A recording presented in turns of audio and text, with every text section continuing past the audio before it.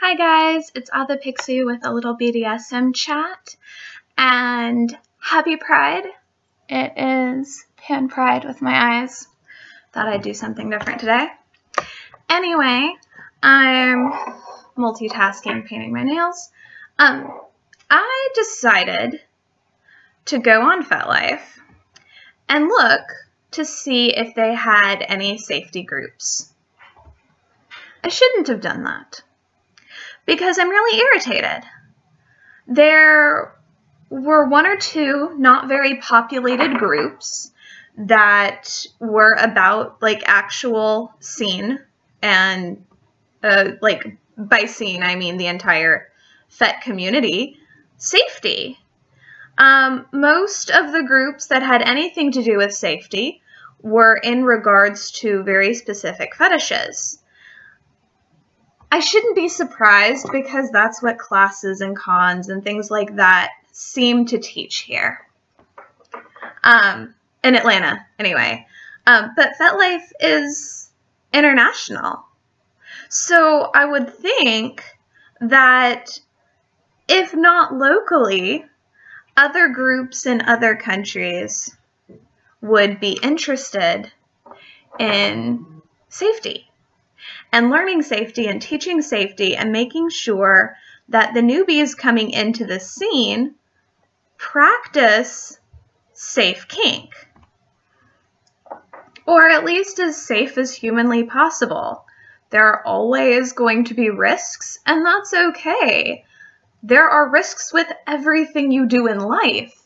It's understanding what those risks are and being able to act appropriately, and to be able to handle situations if they arise. And the fact that our main source of kink community online doesn't have a large platform for safety is kind of scary. It really makes me wonder why that wasn't the first thing put in.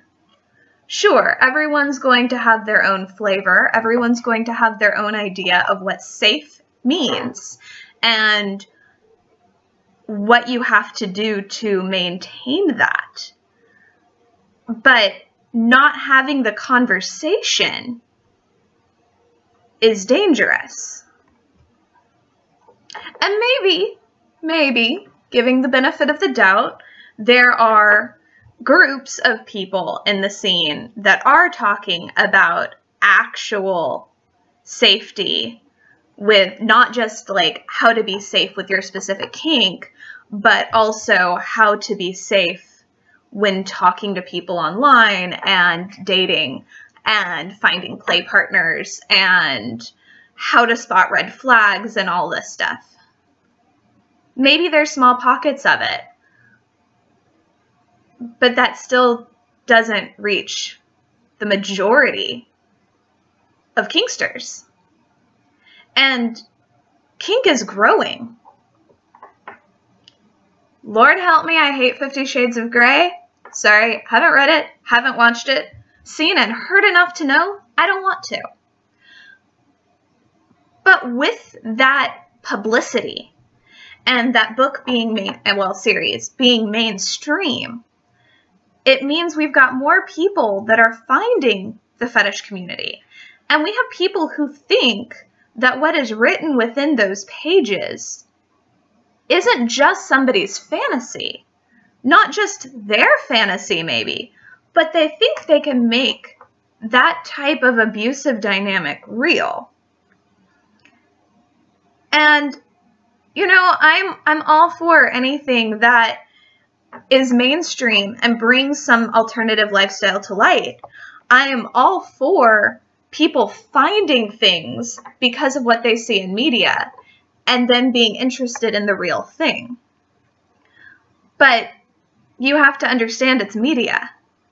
It's fantasy. It's not a nonfiction book.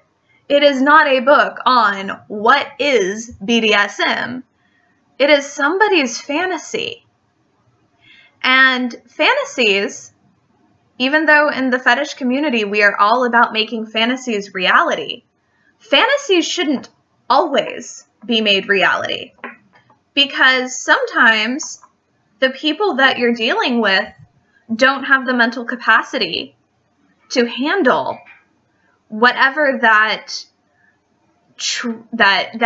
fantastical ideal of what a true dom is or what a true sub is. We are all people. We are not machines. We are not like trained animals. And we shouldn't be expected to fill these molds because someone wrote a fantasy novel.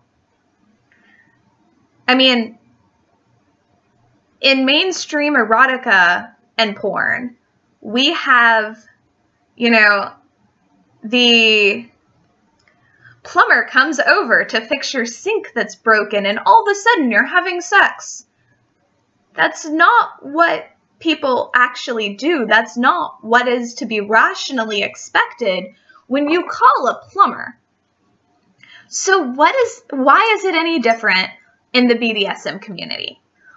Why do people who are totally vanilla or they have their own kinks, they just haven't experimented in the community, why do those people seem to think that reading this book is what the lifestyle is?